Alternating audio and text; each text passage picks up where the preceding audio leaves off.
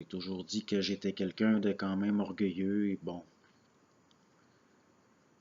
Mais je fais une séparation là, entre la personne et la personnalité qui est liée là, entre autres à du conditionnement. Ça me met en face de choses je sais, que je sais, mais que je ne mets pas en pratique parce que il y a encore chez moi un assujettissement au conditionnement, ce qui engendre de la peur, de la crainte, au niveau là, d'un inconfort psychique que j'appréhende. Et pourtant, je sais que c'est inévitable d'y faire face.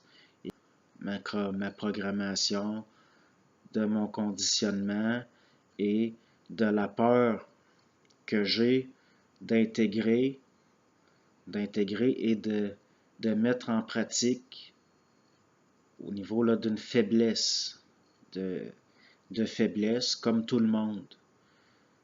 Comme tout le monde.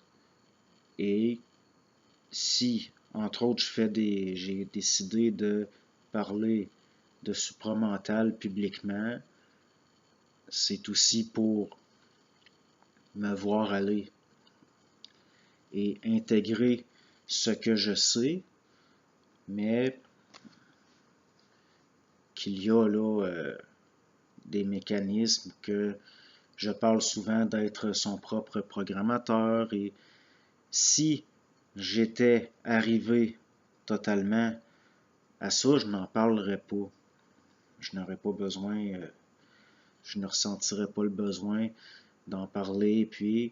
Mais quand je vous dis là, que je suis possiblement au niveau là,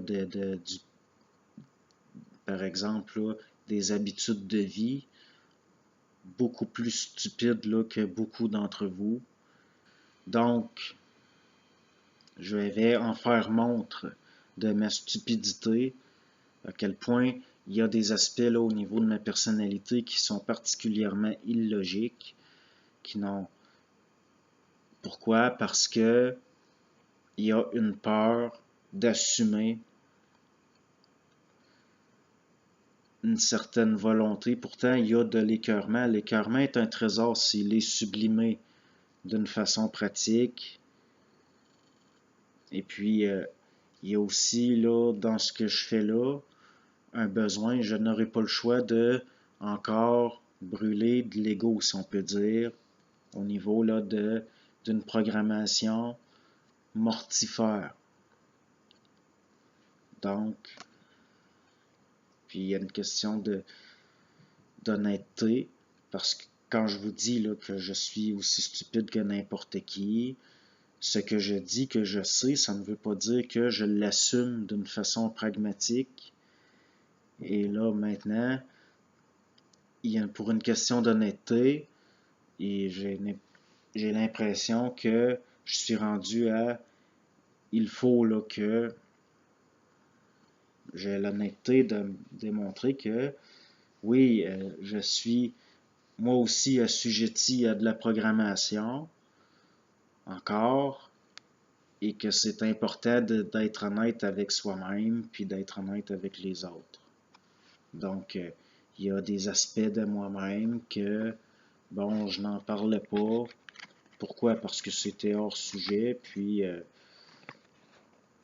mais il reste que c'est de la programmation, c'est du conditionnement, et je suis là à dire que l'homme, l'être humain, doit être son propre programmateur.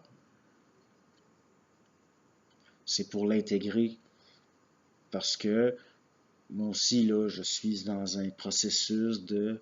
Et puis, si j'ai réussi à avancer beaucoup, il y a d'autres choses dans la vie de tous les jours que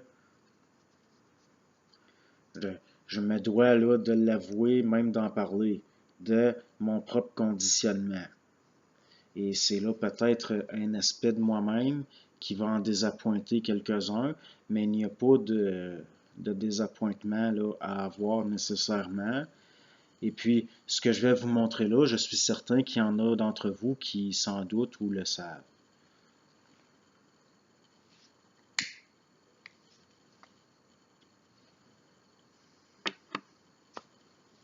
Eh oui, ça fait plus de 20 ans que je fume. Et pourtant, j'ai été quelqu'un là qui s'entraînait, de quelqu'un de sportif. Quand j'étais plus jeune, il y avait un boucher qui avait fait des voyages en Chine et qui, dans le sous-sol de ses parents, donnait des cours de wushu. Et finalement, c'était ces activités-là très saines qui m'ont aidé à avoir le contrôle là, de certaines choses au niveau nerveux. Et puis, j'ai fini par délaisser le wushu. Je n'ai jamais continué, même si j'ai encore un grand intérêt, que c'est encore en moi. Je me contente de m'intéresser à du théorique et je ne le pratique plus. Même si je suis quelqu'un qui marche beaucoup, qui s'entraîne, je fais beaucoup de push-up. Moi, je ne vais pas dans des salles d'entraînement, là. J'ai une barre là, dans un encadrement de porte et puis, bon. Mais oui, j'ai cette habitude-là qui est parfaitement stupide et je ne dis pas ça là, au nom de d'autres. Si vous fumez, là, c'est pas pour. Je suis pas là pour vous culpabiliser ou. Mais moi, je considère que ça fait partie de. Bon,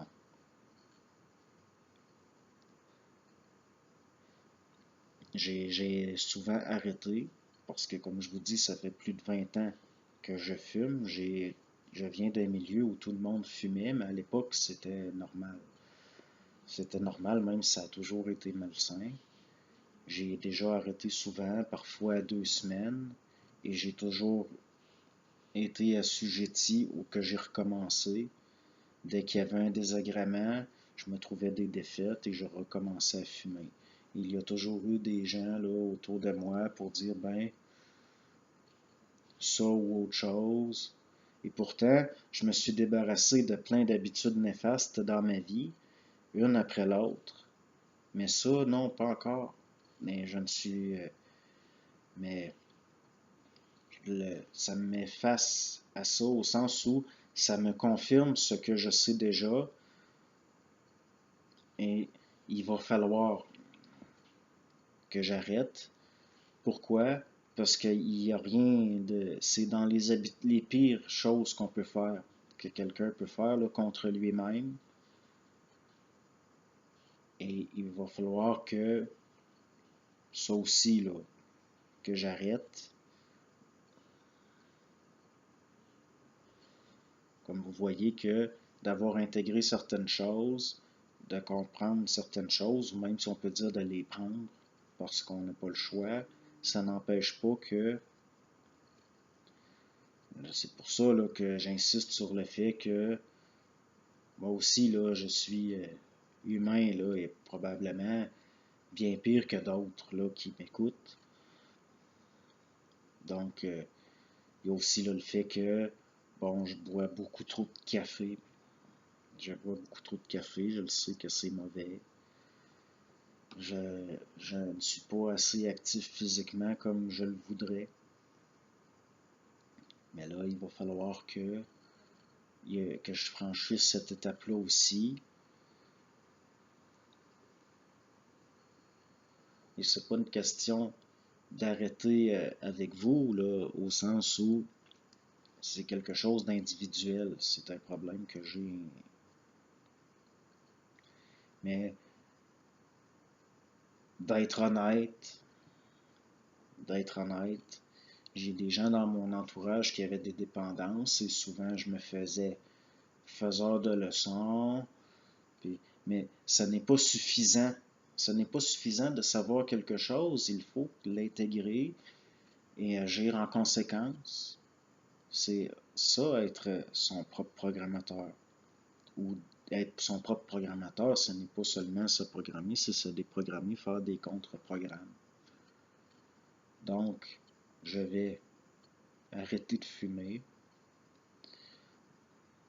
parce que je suis rendu là.